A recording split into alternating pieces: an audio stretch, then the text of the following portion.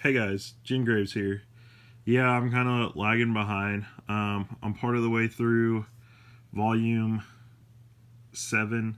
I think that puts me on about 14 or almost on a 15. So, anyway, I know I'm lagging kind of far behind, but anyway, I want to do a manga talk video, and I just happen to have this one here. And what we're going to talk about really this time, guys, is my rating system.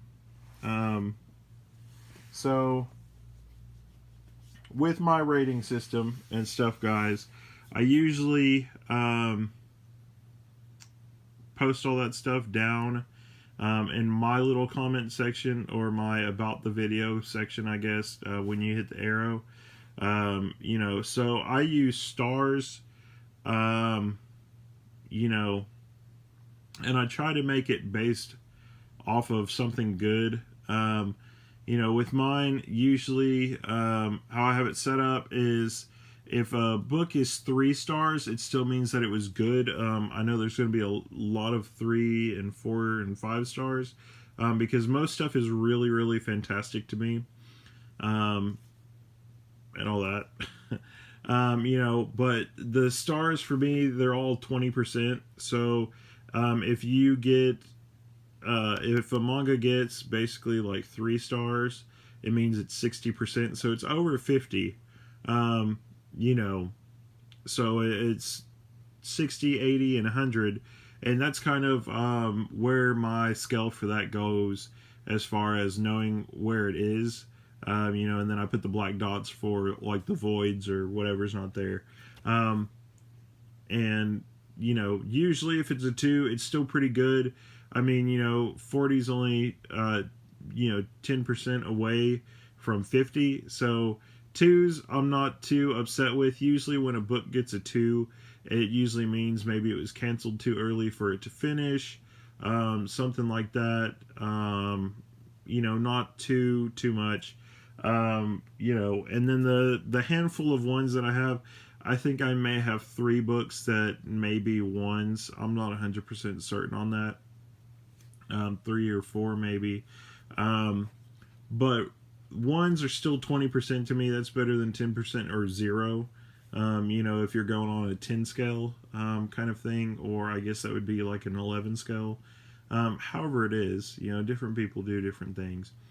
But I always like to do it that way because even if I didn't like it, it still is considered basically to me a 20%. I don't think there will ever be one that I put all black dots on, like I didn't like it at all. That would be like the 0%. I'm always going to have at least 1 star on something, because there is going to be something that I liked out of it. That's why I wanted to get it in the first place to read it.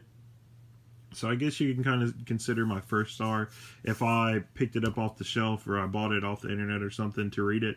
Then it got a star in my book. Because if it doesn't have a star in my book, I probably don't have it, or I probably can't afford to get it yet. So there's no way for me to put a star on it. But anyway, I know I do have a handful of ones that are 1 stars. And like I said, those are ones that interested me in something, but it might not have been my cup of tea or something like that I just didn't really like or focus on. There are some that do that, and how the build-up happened for it and all that other stuff. Usually those ones I'll give a 2. Just depends. So there's a bunch of different things that goes into mine.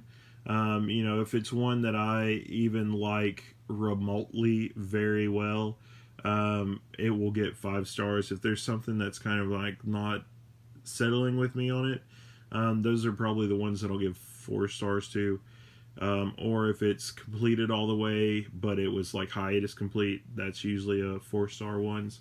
And 3 stars, I think, is mostly what I have.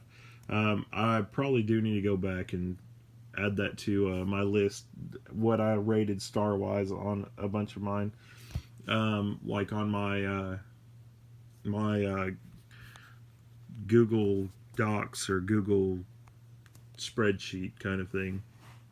So, but yeah, I mean, that's kind of how my rating system goes, my star system, on how much I like them and all that and everything. I kind of wanted to put this out there, just for some other stuff.